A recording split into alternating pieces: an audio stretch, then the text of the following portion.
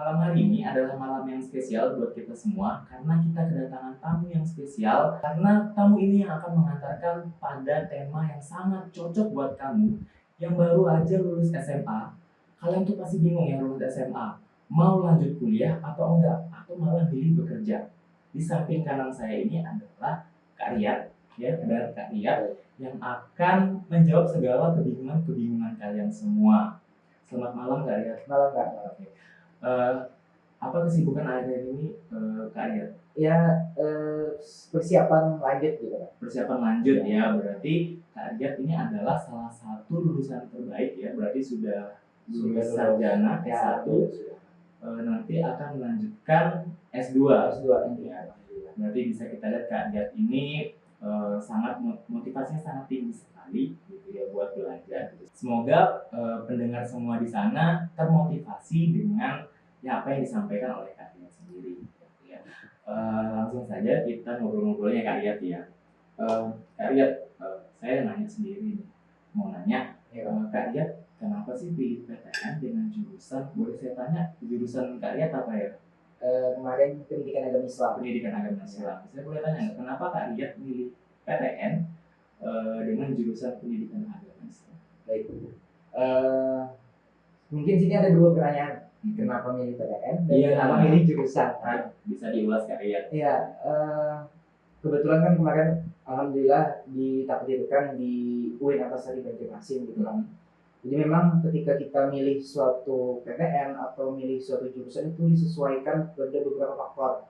Mungkin yang pertama cita-cita kita apa, cita-cita atau minat kita di mana. Kemudian akreditasi atau kualitas kampusnya. Nah, kemudian efisiensi ke sana apakah jauh atau dekat atau gimana, dan kemungkinan lulus atau tidak. Nah, mungkin itu beberapa faktor yang menjadi kenapa saya bisa milih di UIN dan kenapa bisa pendidikan agama Islam gitu kan. Jadi cita-cita mungkin pas ingin jadi dosen gitu, di agama. Nah, kemudian mengenai masalah kualitas kan UIN Antasari sudah akreditasinya sudah D gitu kan. Oke. Dan efisiensi tadi kan lebih dekat gitu, lebih dekat daripada sekitar Kalimantan ya, kayak betul. gitu ya. Jadi Kak Riyad ini mengambil tadi beberapa faktor tadi ya. Iya. Oke Kak Riyad, Kak Riyad ini kenapa sih apa yang menurut Kak Riyad seberapa penting sih kuliah itu? Baik. Jika ditanya seberapa penting, tentu sangat penting ya, karena yang namanya kuliah itu kan pada hakikatnya menuntut ilmu.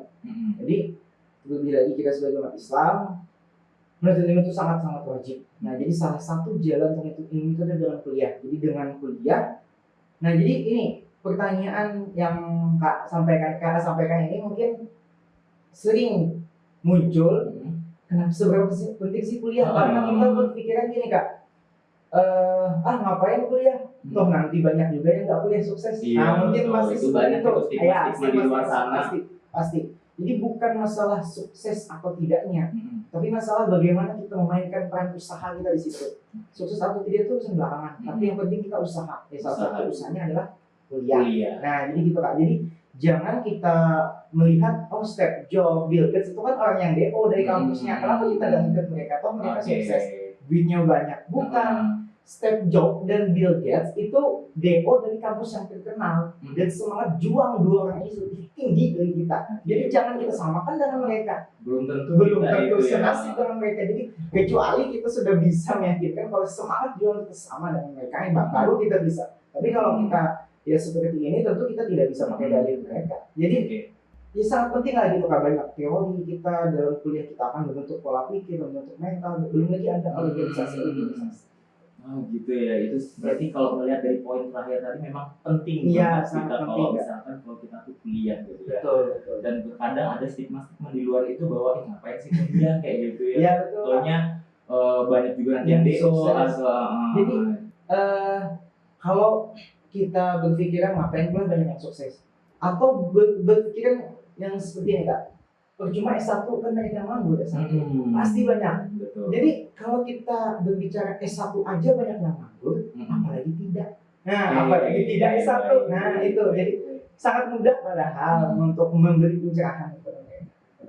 Oke. Ya.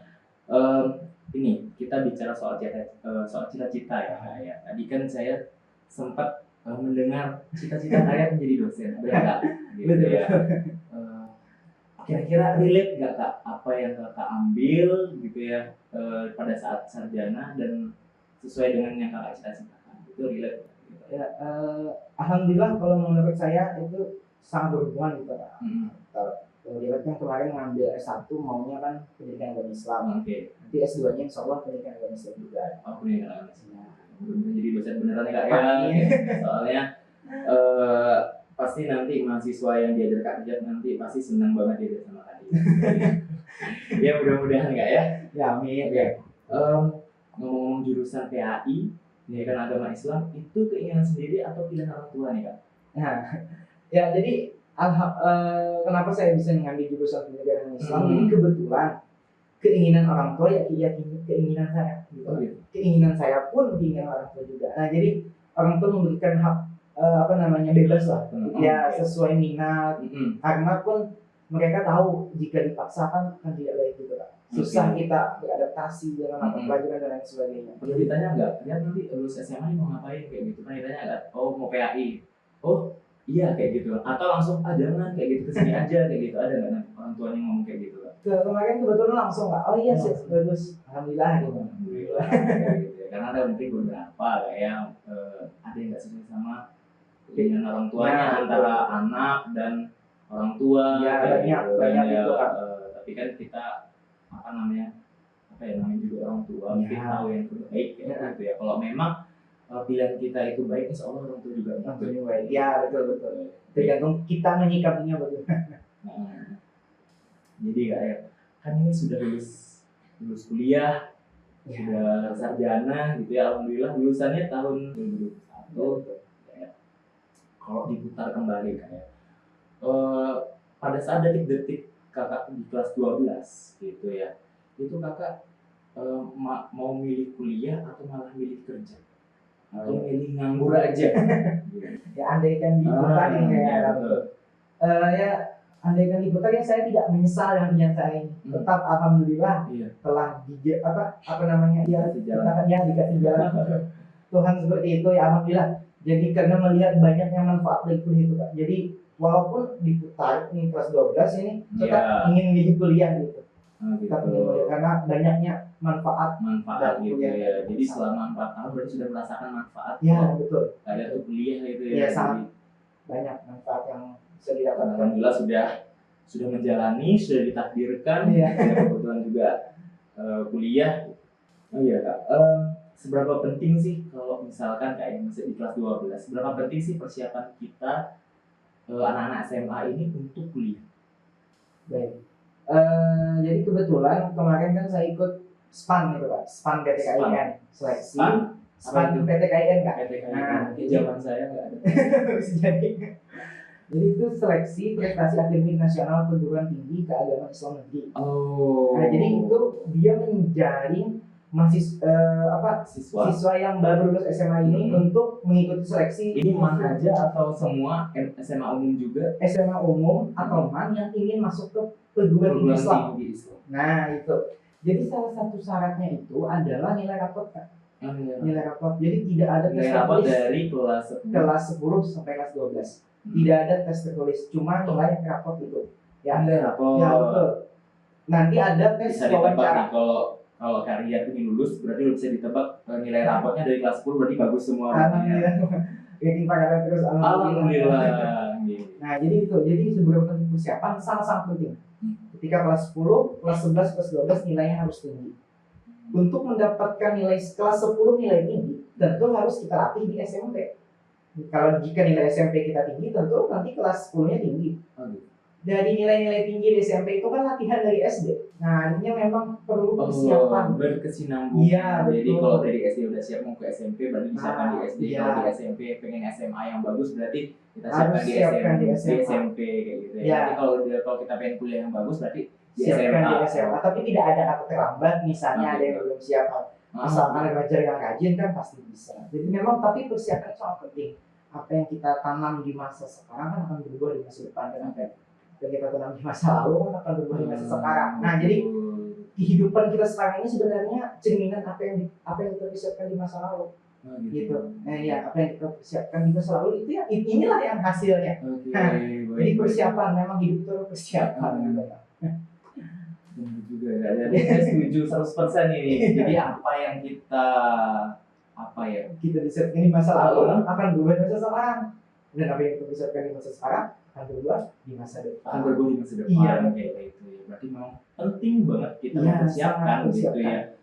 Ngapain nunda-nunda sih sebenarnya? Iya, betul. Kalau misalkan penonton atau pendengar di luar sana pengen pengen PTN yang bagus kayak gitu, pengen yang jurusan diinginkan, ya udah siapkan sekarang, ngapain nunda-nunda gitu. Karena kata Ria tadi, siapkan sekarang nanti akan berbuah di masa depan.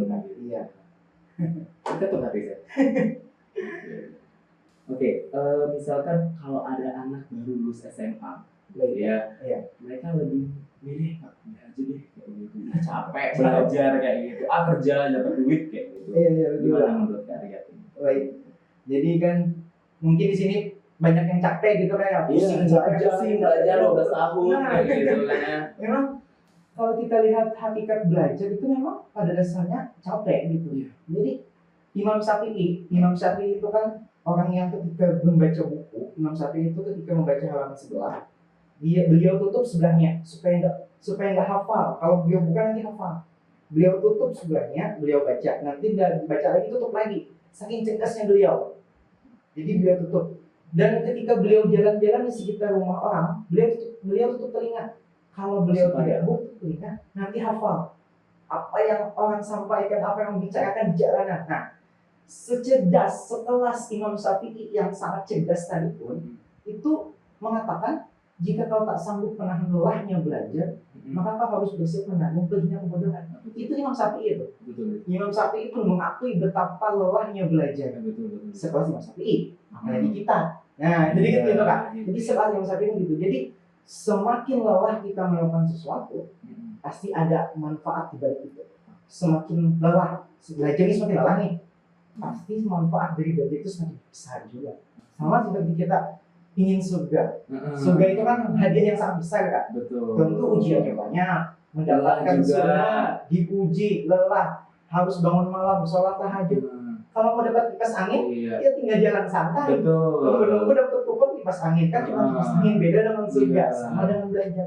Semakin lelah kita belajar, hidup lagi betul kan. Nah, jadi semakin lelah kita belajar, maka semakin besar manfaat setelah kita belajar tadi. Bahkan saya pernah membaca Kak, belajar itu yang paling tepat memang saat pusing-pusingnya. Iya, betul. Bukan yang makin stres. Kalau kita belajar di saat kita bisa, itu bukan belajar, mengulang. Justru di saat kita pusingnya, itulah kita belajar hal yang baru di situ. Disitulah nanti ada pengetahuan-pengetahuan baru yang muncul. Nah, di saat capek-capek ya itu yang kita dapat yang kita sesuatu yang baru. Ya mungkin sesuatu yang baru gitu Kak. Ya, jadi itu belajar kali Kak. Jadi lalu mungkin ada pertanyaan nanti ada deh Kak. Terus gimana caranya belajar supaya nggak pusing? Iya, kayak gitu. Kan lo itu enak gitu kan ya, ngomong kayak gitu kan. Gimana enak pinter kayak gitu, kita yang gitu. Gimana supaya nggak pusing? Makanya perlu pembiasaan, perlu persiapan. Kita kan awal-awalnya naik sepeda mungkin capek, tapi ketika kita biasa enggak. Makanya persiapan tadi kan kita omongkan sudah kita omong dari awal, persiapannya sangat-sangat penting gitu. Supaya tidak menahan lelahnya, pusingnya belajar kan. Makanya jangan bangun mindset, setelah lulus SMA, malas kuliah, pusing belajar. Enggak, jangan pikirkan pusing belajar. Pikirkan manfaat setelah belajar. Lain cerita kalau misalkan mungkin secara ekonomi mungkin kalau orang yang mungkin ya Pak, ini kayak kalau pasti ada jalan kalau orang yang mau. Nah, betul. Kalau mungkin dia ngerasa bahwa mungkin ekonominya masih belum mumpuni lah kayak gitu, dia pasti cari cara. Betul, banyak beasiswa, atau gap year mungkin jalan salah satu jalan kayak gitu, mungkin kerja dulu baru asal ada kemauan gitu. Ya mudah-mudahan mungkin para pendengar penonton di sana yang mungkin belum terketuk hatinya kayak gitu ya, bahwa lelah itu biasa gitu kalau mau belajar gitu. Kalau pengen sesuatu yang besar kita memang lelah kayak gitu. Betul. analoginya tadi kalau kita pengen dapat surga ya kayak gitu, kita memang berlaku. Dan analoginya tadi apa, pengen dapat apa kipas angin kipas angin Iya. gitu ya, ya harus jalan sehat dulu kayak gitu kan ya. kipas angin aja gitu Kipas Kak. angin aja kayak gitu apalagi ya. surga kan gitu, apalagi belajar. Bisa ditangkap Kak. Terima kasih. Ya. Jadi saya ngambil kesimpulan tadi untuk closing statement saya dari Kak Ria tadi gitu ya, bahwa kuliah itu sebenarnya salah satu pilihan untuk menuntut ilmu. Ya, betul. Tetapi jika kita kuliah, gitu, kita akan membuka jalan-jalan. Jadi pilihannya tergantung dari adik-adik di rumah, gitu ya, penonton di rumah, bagaimana mau ngambil langkah gitu ya. Jadi hapus stigma-stigma malas gitu ya, cari duit dan lain-lain gitu, karena kita tahu bahwa banyak hadis yang mengatakan bahwa kita kalau menuntut ilmu dan kita punya ilmu itu ditinggikan derajatnya gitu ya, bahwa ini menjaga kita seperti itu. Iya betul Kak. Jadi stigma itu disingkirkan aja kayak gitu ya. Jadi silahkan tentukan pilihan kalian gitu ya, mau kuliah atau enggak, apa langsung kerja. Itu saja dari kami. Sekian dari saya. Terima kasih Kak Ria sudah datang dan berbagi. Wassalamualaikum warahmatullahi wabarakatuh. Waalaikumsalam warahmatullahi wabarakatuh.